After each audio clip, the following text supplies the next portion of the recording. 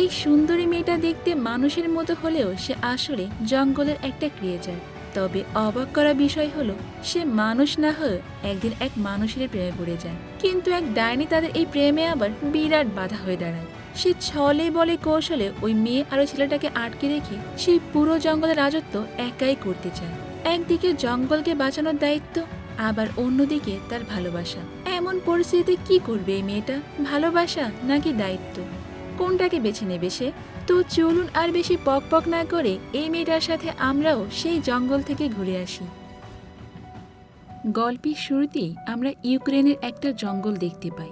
তবে এই জঙ্গলটা কিন্তু আর পাঁচটা সাধারণ জঙ্গলের মতো নয়, কারণ এই জঙ্গলের পুরোটাই রয়েছে রহস্যের জালে বোনা। আর এই রহস্যগুলোর মধ্যে একটা রহস্য হলো ডার্ক মাউন্টেন, যেখানে আবার সোর্স অফ লাইফ নামে এমন এক জাদুর গাছ আছে যেটা জঙ্গলের ভেতরে থাকা ক্রিয়েচারদেরকে শক্তি যোগায়। আর এই গাছটাকে রক্ষা করার দায়িত্বে আছে ফরেস্ট গার্ডিয়ান। ডার্ক মাউন্টেন আসলে এমন একটা গাছ যেটা যে কোনো রোগকে এক নিমিষে সারিয়ে তুলতে পারে, কিন্তু এই ডার্ক মাউন্টেন সব সময় মানুষের কাছ থেকে লুকিয়ে থাকে। তো একদিন সেই জঙ্গলে পাশের গ্রাম থেকে একটা লোক আসে, আর সে তার মেয়েকে বাঁচানোর জন্য ওই গাছটার কাছ থেকে কিছু এনার্জি চায়। ফরেস্ট গার্ডিয়ান সেই লোকটার উপর দয়া করে তাকে সেই গাছ থেকে কিছু এনার্জি দিয়ে দেয়। এদিকে ওই লোকটা তো লোভে পড়ে গিয়ে গ্রামের আরো অনেক মানুষকে নিয়ে আসে সোর্স অফ লাইফের সমস্ত পাওয়ারকে নিয়ে যাওয়ার জন্য। আর এই কারণে ফরেস্ট গার্ডিয়ান আর মানুষের মধ্যে একটা যুদ্ধ শুরু হয়ে যায়। আর ওই যুদ্ধে যে মানুষগুলো অংশগ্রহণ করেছিল, গার্ডিয়ান তাদের সবাইকেই মেরে ফেলে। আর তারপর ঘোষণা করে দেয় যে মানুষ হলো আমাদের সব থেকে বড় শত্রু, আর এই জন্যে আজ থেকে এই জঙ্গলের মানুষের প্রবেশ একেবারে নিষিদ্ধ। এরপরে অনেকগুলো বছর কেটে যায়। জঙ্গলের ভেতরে মাফকা নামের এক ক্রিয়েচারকে দেখানো হয়। সে অনেক দিন পর তার উইন্টার স্লিপ থেকে জেগে উঠেছে। সে ঘুম থেকে উঠে অনেক সময় ধরে চলতে থাকা উইন্টারকে শেষ করে তার পাওয়ারের মাধ্যমেই চারপাশ বসন্তের ঘাস এবং ফুলে ভরে দেয়। এরপরেই সে তার পোষা প্রাণী সুইপির সঙ্গে দেখা করে। সে তাকে বলে যে চলো আমরা দুইজন মিলে বাকি প্রাণীদেরকে জাগিয়ে তুলি। সেখানে আরো অনেক ধরনের ক্রিয়েচার ছিল। তারা সবাই জেগে ওঠার কারণে ওই জঙ্গলটা আবারও নতুনভাবেই জেগে ওঠে। আর এরপরই আমরা জঙ্গল থেকে একটু দূরে একটা ছোট্ট গ্রাম দেখতে পাই। ওই গ্রামের মানুষেরা আবার একটা লোকাল মিউজিক গ্রুপের গান খুব এনজয় করছিল। ওই গ্রুপের একজন মেম্বারের নাম লুকাস। সে ছোটবেলা থেকে একজন মিউজিশিয়ান হতে চায়। সে আরও স্বপ্ন দেখে যে সে একদিন একটা বড় শহরে গিয়ে পারফর্ম করবে। আর ঠিক তখনই সেখানে একটা গাড়ি চলে আসে। ওই গাড়ি থেকে সবাইকে কিছু কাগজ দেওয়া হয়, যে কাগজটাতে লেখা ছিল যে একটা জরুরি কাজের জন্য কিছু মানুষ দরকার, আর এর বিনিময়ে তাদেরকে অনেকগুলো টাকা দেওয়া হবে।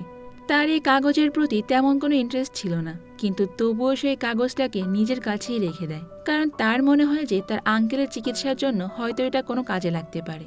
আসলে তার আঙ্কেল অনেকদিন যাবৎ অসুস্থ হয়ে পড়ে আছে। তো এর কিছুক্ষণ পর একটা বাচ্চা এসে লুকাসকে বলে যে তার আঙ্কেলের শরীর খুবই খারাপ।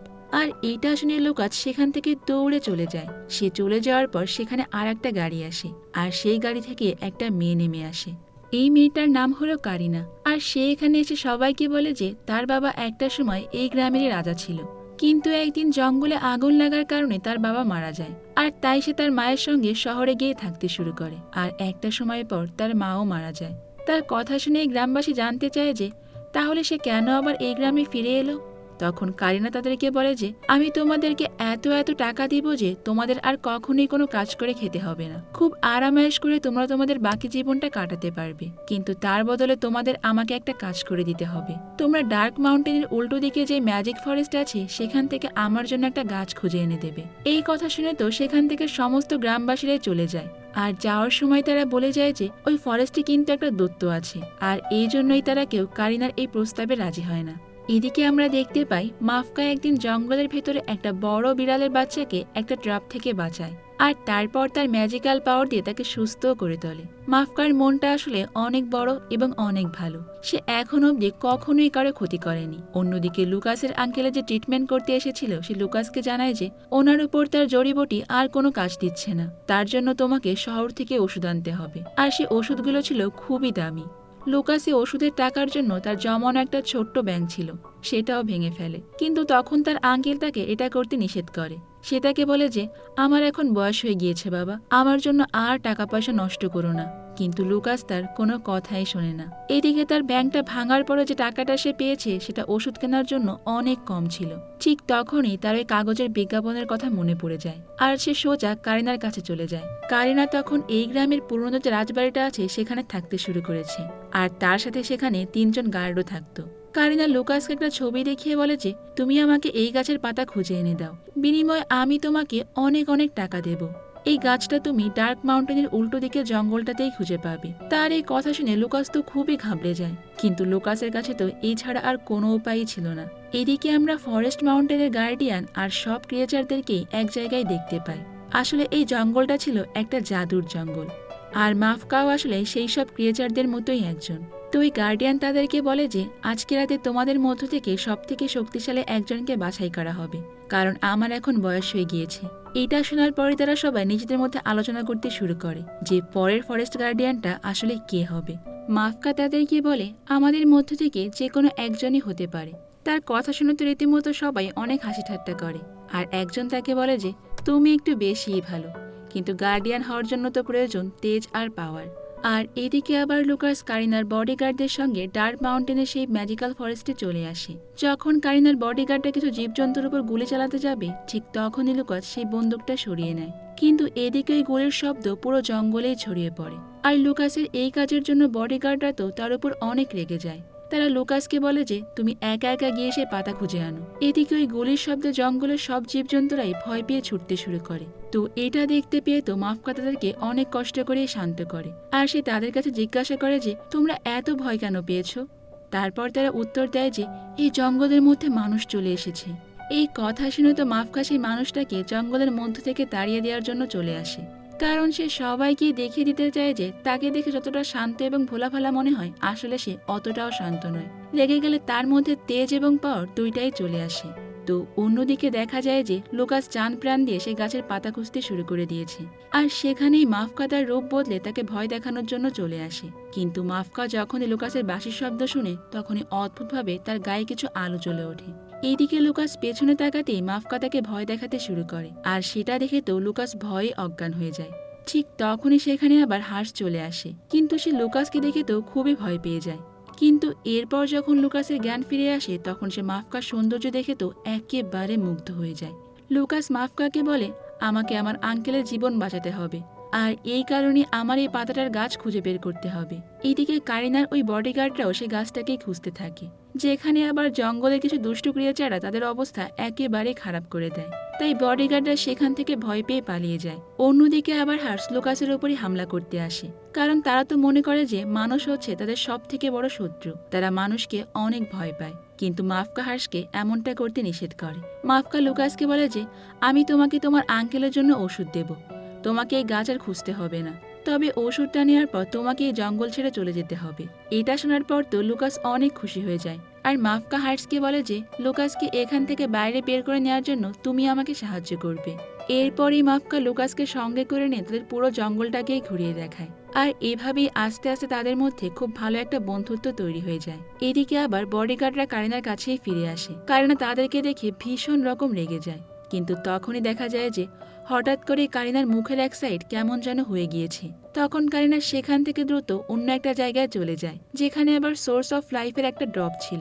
সেটা লাগানোর সঙ্গে সঙ্গে কারিনা আবারও ইয়াং হয়ে যায়। আর এটা দেখে আমরা বুঝতে পারি যে কারিনার আসলে নিজেকে ইয়াং রাখার জন্যই ওই জাদুর পাতার অনেক প্রয়োজন। আর এরপরেই দেখতে দেখতে সেই সময়টা চলে আসে যখন নতুন গার্ডিয়ানকে সিলেক্ট করা হবে। সেখানে আবার মাফকা লুকাসকে অন্য একটা ক্রিয়েচারের মতো করেই সাজিয়ে নিয়ে যায়, যেন কেউ লুকাসকে দেখে বুঝতে না পারে যে সে একটা মানুষ। আর এখানেই আমরা জানতে পারি যে সুপ্রিম স্পিরিট মাফকাকে গার্ডিয়ান হিসেবে সিলেক্ট করেছে। এই কথা শুনে তো মাফকা অনেক অবাক হয়ে যায়। তখন গার্ডিয়ান তাকে বলে যে, তোমাকে কিন্তু বুঝে শুনেই সিলেক্ট করা হয়েছে। এরপর তাকে বিভিন্ন রকমের জাদুশক্তি প্রদান করা হয়, আর এই অমর গাছের সাহায্যে তাকে নিচে নামিয়ে দেওয়া হয়। আসলে এইটাই হলো সেই গাছটা যেটা কারিনা অনেক বছর ধরেই খুঁজে চলছে। এইদিকে আবার মাফকাকে গার্ডিয়ান হিসেবে সিলেক্ট করাতে টিনা নামের একটা ক্রিয়েচার খুবই রাগ হয়ে যায়। তার মতে গার্ডিয়ান অন্য কারো হওয়া উচিত ছিল। ঠিক তখনই আবার লুকাস মাফকার প্রশংসা করতে শুরু করে, আর তার এই ভুলের জন্য সবাই বুঝতে পেরে যায় যে লুকাস আসলে একটা মানুষ।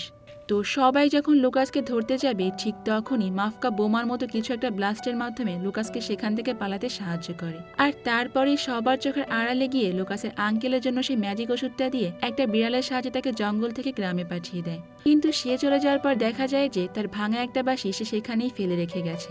বাঁশিটা দেখতে পেয়ে মাফকা তার জাদু শক্তি দিয়ে বাঁশিটা ঠিক করে দেয়। আর এদিকে আবার দূরবীনের সাহায্যে কারিনা লুকাসকে তার বাড়িতে আসতে দেখে ফেলে, কারণ সে তো আসলে লুকাসের ফিরে আসার অপেক্ষা করছিল। আর এরপরই এসে ফো নামের একটা বডিগার্ডকে লুকাসের বাড়ির দিকে নজর রাখতে বলে। এদিকে লুকাস মাফকার দেওয়া ওষুধটা তার আঙ্কেলকে খাইয়ে দেয়। আর তার কিছুক্ষণ পরে তার আঙ্কেল একদমই সুস্থ হয়ে যায়। এরপরেই যখন সে আর তার আঙ্কেল ঘরের বাইরে বের হয়ে আসে তখন ফো লুকাসের ঘরে ঢুকে মাফকার দিয়ে সেই পাতাটাই চুরি করে নিয়ে আসে। আর তারপর সেই পাতাটা নিয়ে কারিনাকে দিয়ে দেয়। আসলে এটাই হচ্ছে সেই পাতা যেটা এতদিন ধরে কারিনা চাচ্ছিল। ফো শুধুমাত্র এই পাতাটা চুরি করে আনেনি, বরং লুকাসের ঘর থেকে ম্যাজিক ফরেস্টের নকশাটাও চুরি করে নিয়ে আসে। কিন্তু এই ম্যাজিক ফরেস্টে যাওয়ার রাস্তাটা আসলে লুকাস ছাড়া আর কেউই জানতো না। তাই কারিনা আবার ফোকে লুকাসের উপরে নজর রাখতে বলে। অন্যদিকে আবার মাফকা লুকাসের সেই বাঁশিটা ফেরত দেওয়ার জন্য ম্যাজিক ফরেস্ট থেকে লুকিয়ে লুকাসের গ্রামে চলে আসে। সে একদম মানুষের মতো সেজে লুকাসের বাড়ি গিয়ে তাকে অবাক করে দেয় আর বলে যে আমি আসলে এখানে তোমার বাঁশিটা ফেরত দিতে এসেছি। তোমার এই বাঁশিটা ভেঙে গিয়েছিল, এটা আবার আমি ঠিক করে দিয়েছি। তো এতে তো লুকাস ভীষণ খুশি হয়ে যায় আর মাফকাকে নিয়ে সে তার পুরো গ্রামটা ঘুরিয়ে দেখানোর জন্য বের হয়ে পড়ে। সে তাদের গ্রামের মেয়েদেরকে বলে যে মাফকাকে তোমরা একটু সুন্দর করে সাজিয়ে দাও। আর এরপর মাফকাকে সাজানো হলে লুকাস তার নিজের হাতে বানানো একটা লকেট মাফকাকে পরিয়ে দেয়। আর তারপর সে মাফকাকে বাঁচানোর জন্য তার বাঁশি দিয়ে সুন্দর একটা মিউজিক বাজায়। আর সেই মিউজিক তো মাফকা মুগ্ধ হয়ে শুনতে থাকে, কিন্তু সে বুঝতেই পারে না যে কখন সে তার আসল রূপে ফিরে এসেছে। আর তখন মাফকাকে তার আসল রূপে দেখে গ্রামের সকল মানুষ অনেক ভয় পেয়ে যায়। তো গ্রামের লোকদের হাত থেকে যখন লুকাস মাফকাকে বাঁচাচ্ছিল তখন পেছন থেকে কারিনার বডিগার্ড এসে মাফকাকে ধরে নিয়ে যায় আর লুকাসকে মেরে সেখানেই অজ্ঞান করে দেয়। অন্যদিকে আবার কারিনাই গ্রামবাসীদেরকে বোঝায় যে তার বাবাকে আসলে এই জঙ্গলের ক্রিয়েচাররাই মেরে ফেলেছিল, আর এই জন্য তাদের সবার উচিত এই জঙ্গলের ক্রিয়েচারদেরকে মেরে ফেলা। এদিকে তো কারিনা মাফকাকে ধরে বেঁধে রেখেছিল আর মাফকার পোষা প্রাণী সুইপি সেখানে এসে কোনো রকম তার বাঁধনটা খুলে দেয়। আর তারপরই ম্যাজিক ফরেস্টের পুরনো গার্ডিয়ান এসে মাফকাকে সেখান থেকে বাঁচিয়ে নিয়ে যায়। মাফকা যখন চলে যাবে তখন তার গলায় থাকা লুকাসের লকেটটা সেখানেই পড়ে যায় আর সেই লকেটটা আবার কারিনা নিয়ে নেয়। এদিকে পুরনো সে গার্ডিয়ানটাকে বাঁচিয়ে আবারও জঙ্গলের ভেতর নিয়ে আসে আর মাফকা তাকে জিজ্ঞাসা করে যে তুমি আমাকে কিভাবে খুঁজে পেলে। তখন পুরনো গার্ডিয়ান তাকে বলে যে হার্ষ আমাকে লুকাসের ব্যাপারে সব কথাই বলেছিল, কিন্তু তুমি আজকে সেই ভুলটা করলে যেটা একটা সময় আমি করেছিলাম। তখনই এক্স গার্ডিয়ান মানুষের সাথে হওয়া ক্রিয়েচার দেশের যুদ্ধটার কথা তাকে খুলে বলে, যেটা কিন্তু আমরা এই গল্পের একদম শুরুতেই দেখেছিলাম। তো এগুলো শুনে মাফকার তো ভীষণ মন খারাপ হয়ে যায় আর তখন সে খুব ভালোভাবেই বুঝতে পারে যে যেই বাচ্চাটাকে বাঁচানোর জন্য তার বাবা এখানে এসেছিল সেই বাচ্চাটা আর কেউ নয় বরং কারিনা। অন্যদিকে আবার কারিনা মাফকাকে দেওয়া লকেটটা ফোকে পরিয়ে তাকে মাফকা সাজিয়ে লুকাসের কাছ থেকে জঙ্গলে যাওয়ার নকশাটা নিয়ে নেয় আর তারপর তারা লুকাসকে সেখানে বন্দি করে রাখে তাকে মেরে ফেলার জন্য। আর যাওয়ার আগে সেখানে আবার পানি ছেড়ে দিয়ে আসে। আর অন্যদিকে দেখা যায় যে কারিনা লুকাসের আঙ্কেলকে মিথ্যা কথা বলে যে জঙ্গল থেকে আসা দৈত্যটা তাকে নিয়ে চলে গিয়েছে। আর তারপর কারিনা সমস্ত গ্রামবাসীদেরকেই বলে যে জঙ্গলের ক্রিয়েচাররা আমাদের উপর হামলা করার আগে আমাদের উচিত তাদের উপর হামলা করা। এদিকে সবাই তো তাদের কথা মতো জঙ্গলে আগুন লাগানোর জন্য এগিয়ে আসে। আর অন্যদিকে দেখা যায় যে লুকাস নিজের জীবন বাঁচানোর অনেক চেষ্টা করছে আর ঠিক তখনই সেখানে তার একটা পোষা কুকুর চলে আসে।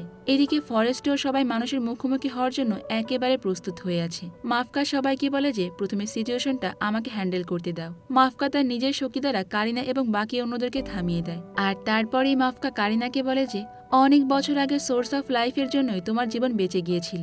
তখন কারিনা তাকে বলে যে হ্যাঁ এটা সত্যি, কিন্তু যেই লোকটা তার বাচ্চার কথা বলে ম্যাজিক এনার্জি নিয়ে গিয়েছিল ওটা আসলে তার বাচ্চার জন্য ছিল না, ওটা সে আমার জন্যই নিয়ে গিয়েছিল আর আমি হলাম তারই ওয়াইফ। সে আমাকে আজীবন ইয়াং রাখার জন্যই মিথ্যা কথা বলে এই কাজটা করেছিল আর তাই এখন আমার পুরো সোর্স অফ লাইফটাকেই চাই, কারণ আমি সুন্দরের পাশাপাশি অনেক বড়লোকও হতে চাই। এরপর কারিনা মাফকাকে আরো বলে যে তোমার লুকাস তোমাকে ধোকা দিয়েছে, সে নিজেই আমাদের এই জঙ্গলের রাস্তা চিনিয়ে দিয়েছে আর তারপর সে আমার কাছ থেকে অনেক টাকা নিয়ে এখান থেকে চলে গিয়েছে। এইগুলো শুনে তো মাফকা অনেক ভেঙে পড়ে, কারণ সে লুকাসকে তো অনেক বিশ্বাস করত। এদিকে মাফকার মন ভেঙে যাওয়ার কারণে সে কারিনার সঙ্গে যুদ্ধে কোনোভাবেই পেরে উঠছিল না, তার কোনো ম্যাজিকই যেন কোনো কাজই করছিল না।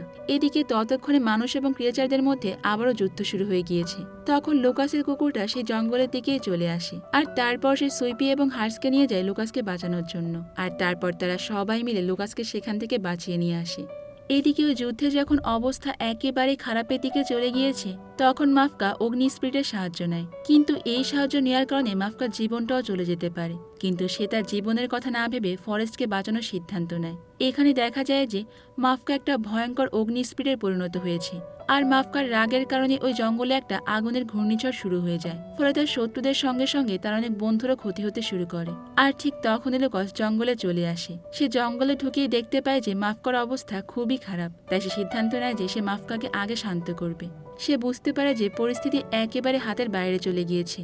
তাই ঠিক তখনই লুকা সে বাঁশিটা বাজাতে শুরু করে, আর বাঁশির শব্দ শোনার সঙ্গে সঙ্গে একটু একটু করে মাফকা শান্ত হতে শুরু করে। আর তারপর সমস্ত মানুষ এবং ক্রিয়েচাররা একসঙ্গে মাফকার জন্য গান গাইতে শুরু করে। ঠিক তখনই মাফকা সেন্সলেস হয়ে লুকাসের কাছে গিয়েই পড়ে, আর তার কিছুক্ষণ পরে সে আবারও স্বাভাবিক হয়ে যায়। এরপরই দেখা যায় যে মাফকা একটা ম্যাজিক্যাল সোর্সের সাহায্যে লুকাসকে তার মতোই বানিয়ে নেয়, আর আবারও সব মানুষ এবং ক্রিয়েচাররা একসঙ্গেই থাকতে শুরু করে। এদিকে দেখা যায় যে কারিনা সেই সোর্স অফ লাইফের গাছটার কাছে পৌঁছে গিয়েছে, আর ইয়াং হওয়ার জন্য সেখানে থাকা একটা জাদুর পানির ভেতরেও চলে যায়। কিন্তু এই পানিতে বেশিক্ষণ থাকার কারণে সে ছোট্ট একটা বাচ্চায় পরিণত হয়ে যায়। আর এখানেই আমাদের আজকের গল্পটা শেষ হয়ে যায়। ও যে কথাই বলে না, অতি লোভে তাঁতি নষ্ট। এখানে কারিনা আসলে সেই জিনিসটাই হয়েছে। সে ইয়াং থাকতে গিয়ে ওই পানির মধ্যে অনেকক্ষণই থেকে ফেলেছে, যার কারণে সে ইয়াং হওয়ার বদলে একটা বাচ্চায় পরিণত হয়ে গিয়েছে। তো বন্ধুরা, আমার আজকের এই গল্পটা আপনাদের কাছে কেমন লেগেছে সেটা কিন্তু আমাকে কমেন্ট করে অবশ্যই জানাবেন। তো দেখা হবে অন্য কোনো সুন্দর মুভির এক্সপ্লেনেশন নিয়ে ভিন্ন কোনো সময়। ততক্ষণ পর্যন্ত ভালো থাকবেন, নিরাপদে থাকবেন। আল্লাহ হাফেজ।